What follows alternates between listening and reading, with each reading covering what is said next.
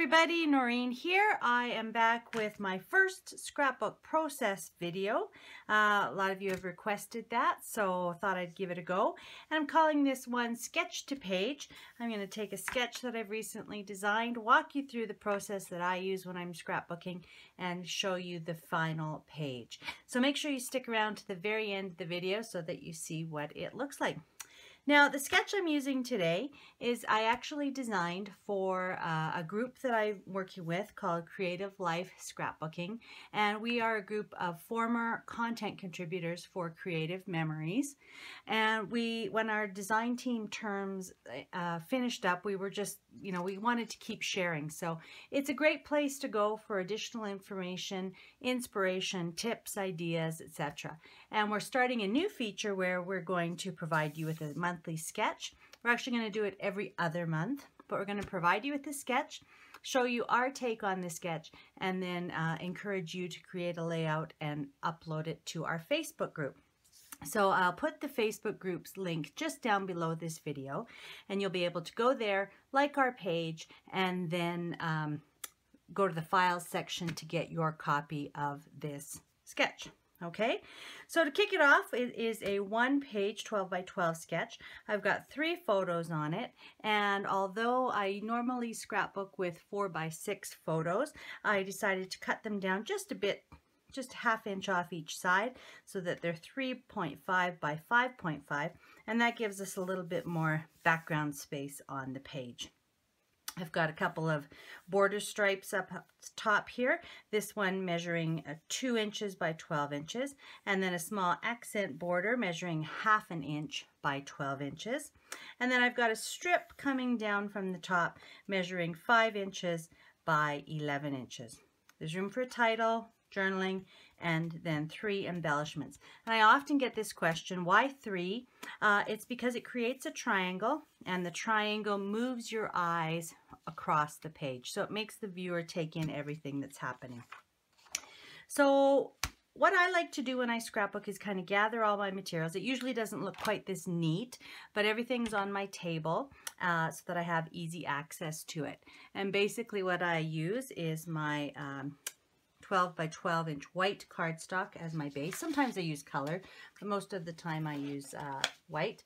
And of course, if you're a Creative Memories scrapbooker, you might want to scrapbook right onto your strap hinge pages. I'm also using some of the Sorbet paper. I chose this one that went really well with my photos. These are photos of my husband running, sorry, they're a little sticky on the back, when he ran for office in 2012. And so, of course, lots of blues and greens, a little bit of kind of orange in these photos. So I figured that some of these Sorbet papers and embellishments would work well. Now, the Sorbet is very, a lot of the embellishments are very flowery. So I purposefully went through and chose some that were, stars, chevrons, that kind of thing, that weren't too feminine. I've also got some green cardstock. This is the kind of brighter green from the travel cardstock pack. And then I've got some cloud cardstock as well. So we're going to be using that. And then a couple of embellishments. I'm almost through my embellishment gems from the Sorbet pack, but I've got a few left. And then I cut this down. This is actually a 4 by 6 card from the slide-in pack. You can use these in your pocket pages. You can use them for titles. You can map photos on top of them. You can use them for journaling, all kinds of good things. I was going to use this in another project, and I cut it down, and I think I didn't really like it for that project, but I think it's going to work great for this project. I also have my 12-inch trimmer, my border maker. We're going to use the chevron, hope you can see that, the chevron border maker cartridge. I've got my multi-purpose tool, pencil and journaling pen, eraser. Got my scissors handy just in case. And then I'm going to use 3 different types of adhesive. I'm going to use my regular, repositionable, and then my trusty foam squares. And I always have to have my clear ruler just beside me, just in case. I recently did a video where I showed you how I kind of keep all of my must-have tools together. So you might want to take a look at that and see what I recommend and see how I store them on my desk. All right. So I think we're ready to get cutting. And what I like to do typically is kind of keep my base page down and then go ahead and cut all of the rest of my components and lay them out. So I'm going to use this pattern paper as my stripe across the top. So I'm going to need a 2-inch piece. I've used this for some other projects, but I have enough for a 2-inch piece. And I'll just set the rest of this aside. And this is going to go just right up here at the top. Okay. The green I'm going to use next, but I'm going to make a border out of it. So I'm going to just set that aside for now.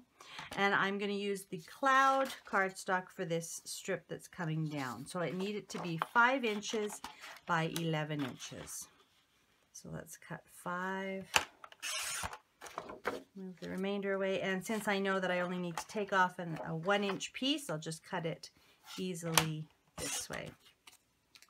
Okay, and that's going to be my 5-inch piece. So let me tell you a little bit about the border. On the sketch, I designed it to just have a small border, just an accent strip of 1/2 inch, but I'm actually going to use the border maker, and it's going to create a border that's about 1 inch wide. So again, the sketch is always just a guideline. You can always change it up. Now, with the border maker, just open up the paper guide, slide your paper in, press down on the magnetic strip to hold it, and then pop the paper guide back away, back at the back and away out of the way. That didn't sound right. And the reason I decided to use the chevron is because I had, mentioned that I was going to use this as the title, and of course I have some chevron pieces that I want to use. But I decided that instead of just having all the chevrons, pointing one way or the other, I wanted to create a strip where all of the chevrons kind of pointed to the center, and again, drawing your eye into the layout. So I played around a bit with it, and what I figured out is if I cut 3 punches up this way, turn it around, turn the paper around, and then cut the other 3 punches, it's going to actually create that look that I'm going for with the chevrons pointing to the middle.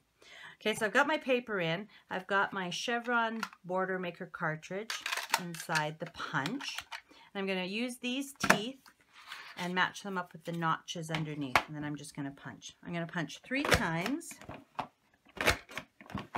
and then stop. I'm going to hang on to all these little chevrons that come out because I'm going to use those later as well.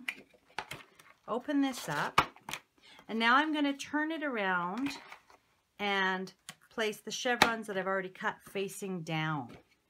Tuck that guide out of the way and make my last 3 punches. Okay, so just by making that little bit of a change, you see now I have a border where all the chevrons point to the center and draw my eye to the middle of my page. So let's just trim this up. It's going to be just a little bit more than 1 inch. But this is going to go right underneath our sorbet paper. And then the cloud cardstock over top. And again, you can see, oops, you can see from the sketch that it's not going to be quite in the center. It's off to the side a little bit. And I want it to kind of line up with some of these chevrons. So probably about there, about 3 chevrons in. This strip that I had cut from one of the matte packs is going to kind of lay just on top of the chevron strip, kind of centered. Then I can place my photos. I had 3 photos, 2 of which had the sign in them, so I thought I would kind of use those on the outside edges and then place the photos on the inside.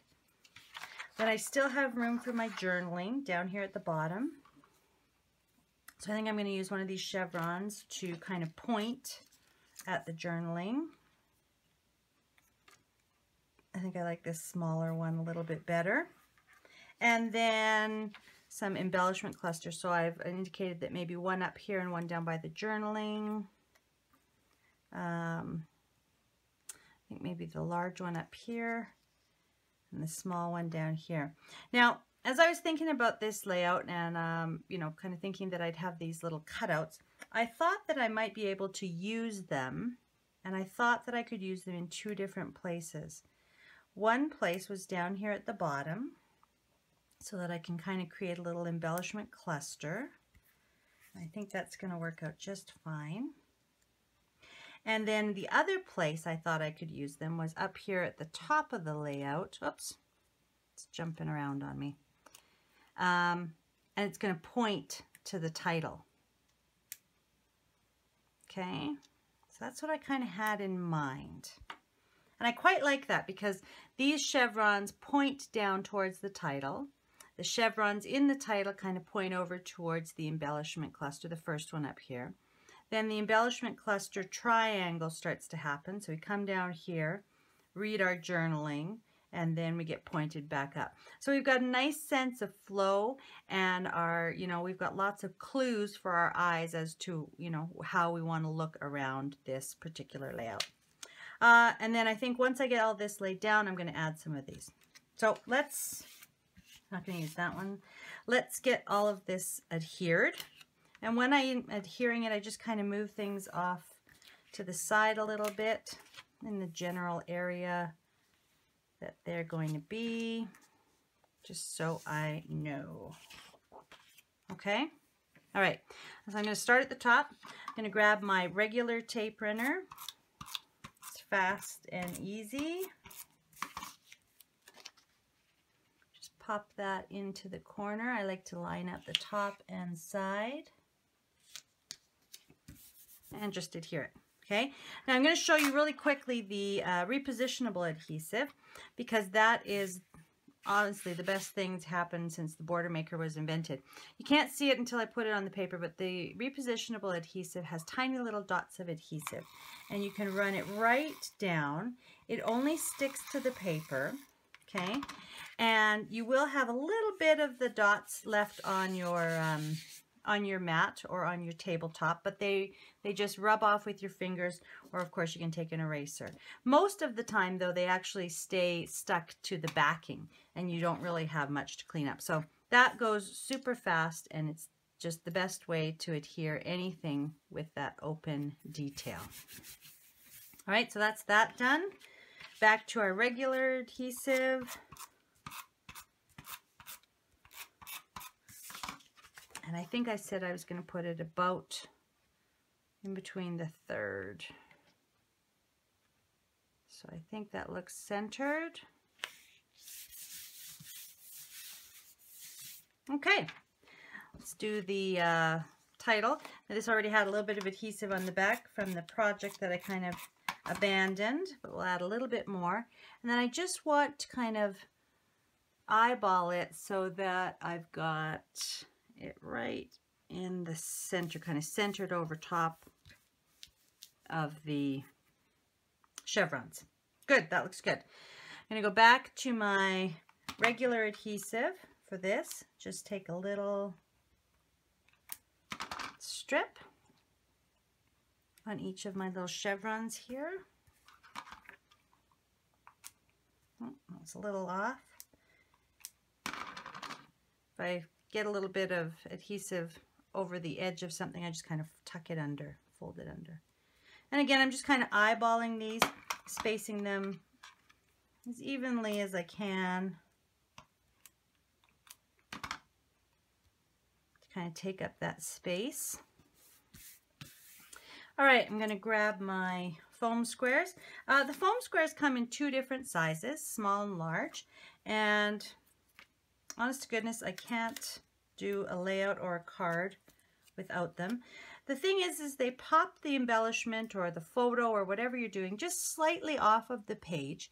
And what that really does, even if you're looking down on it, it creates a shadow in the space underneath the embellishment. So that shadow kind of acts as an outline. It creates depth and dimension no matter where you're looking at it from. So even once you place it in a page protector, you'll still get that little pop. All right, now I'm going to do my photos. I like to use my ruler here, just again, so that I get my photos nice and straight. I like to place my first one. You've probably noticed in, my videos and my sketches, I'm a fairly symmetrical and clean lined scrapbooker. I don't, have a lot of extras. Somebody asked me, why don't I mat my photos? And I think, probably because I like the clean and simple look. But I think we put enough on our page that the photos, I always try to make them stand out and be kind of center stage.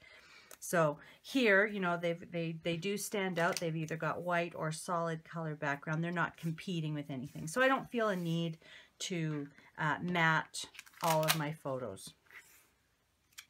There's a little bit of that adhesive from the repositionable adhesive underneath. That's what my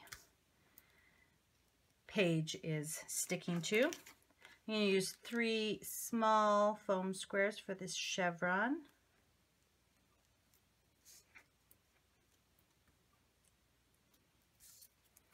And this is going to kind of point at the journaling. So I just like to overlap the edges. Sometimes some of the edge will be showing, but if I can cover up the edge and just make it all seem like it's part and cohesive, then that's what I like to do. I need a couple more, 3 along here, and then my blue star. Back to regular adhesive. How many adhesives do you usually use in your scrapbook projects? Do you have one and you make it work for everything? Do you have a variety of different adhesives that you like to use for different parts of your project? I'd love to know. I tend to use a few different kinds based on what I'm doing. I've mentioned regular, I've mentioned repositionable, and I've mentioned foam squares. The other type of adhesive that Creative Memories offers is the mini, and you can see that it's just a skinny line, so that's really nice for small shapes as well. Okay, and then one more foam square for my last star. So when I'm doing an embellishment cluster, again, sometimes I like to put parts of the cluster flat on the page and then pop something off of the page and overlap it. And that creates that nice little cluster look. All right, and my last part of the embellishments is adding some of these gems. I'm kind of thinking that nice little orange gem there, or more of a peach, I suppose. And maybe one up here. And again, I'm going to put 3 down. Because the yellow star is a little bit bigger, I think I'm going to put the bigger and slightly brighter. Okay. All right, on to journaling. For my journaling, typically I just grab my my clear ruler and I just freehand a couple of lines. I like to use a mechanical pencil. Let's get a nice clean line. Oops, so clean that it didn't even show up there. And it erases well, so it's easy to erase after the fact. All right, so I think I'm going to write, so Shane ran for public office during the 2012 provincial election. We were so proud of his dedication and commitment. 2 M's, 2 T's, I think. And then typically I like to kind of have a little date tag over here. So I'm just going to put Rally March 2012. Now I've, long handwritten on my my layouts. I'm just going over it now. Excuse me. I'm just going over it now with my dual tip black pen. Some people really dislike handwriting, their own handwriting, that is, on their layouts. But I encourage you to think of it this way. My dad passed away a few months ago, and I really cherish the little handwritten notes and cards and things like that that I still have of him. And although my mom's still with us, she is in a care facility. But you know, one of the things I love seeing on a daily basis is her recipe cards that I still have and still use. So I really encourage you to put your own handwriting on your layouts. And if you don't like it, you know, draw a line, print, take a couple extra minutes to, you know, make it look as nice as you can, as nice as you want to. And I'm sure that you will enjoy seeing that down the road. Now, I just take my, I like a Staedtler white eraser. I have never had a problem with the Creative Memories dual tip pen smudging when I'm erasing the lines, and I've never had a problem with the cardstock, you know, pilling up or coming apart. So again, just another testament to what most of you who are watching already kind of know, that Creative Memories, the old Creative Memories and the new Creative Memories, have pretty darn good products.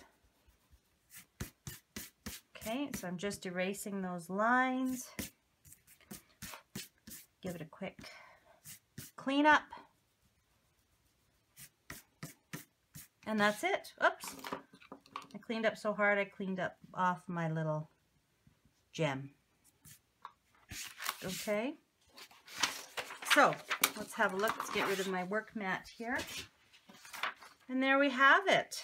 So it's all done. I should have started a time, you know, a timer to see actually how long it would take. But again, I think that, you know, taking a few extra minutes to plan really pays off. So, you know, looking at a sketch, trying to figure out which papers you're going to use, which embellishments, which photos you're going to use, that really pays off because you can put the layout together super fast. Okay. So again, I really encourage you to go to our Creative Life Scrapbooking Facebook page, like it, and then go to the files section so that you can get your copy of this sketch, and then make one for yourself. Share it with us on our page, and we're all going to ooh and ah over it and tell you how amazing your page is. Okay. Speaking of likes and oohing and awing, if you liked this scrapbook process video, it's the first one I've done, so I'd love to get your feedback whether I should do more. Do you enjoy watching this? Do you like seeing, you know, the process of somebody working? If so, I'd love to do more of those for you. If it was a little too long, just let me know. We'll either try to cut it back or maybe we'll speed up through some of the sections, etc. Okay? So definitely give me a thumbs up if you like it. Leave a comment, and then don't forget to subscribe so that you don't miss any of the future videos. I'll be back in a couple of days with another card video, and then a 1, 2, 3 layout for March coming up in the next couple of weeks. All right? Thanks very much for joining me. Appreciate you spending your time with me, and I will see you again later. Bye for now.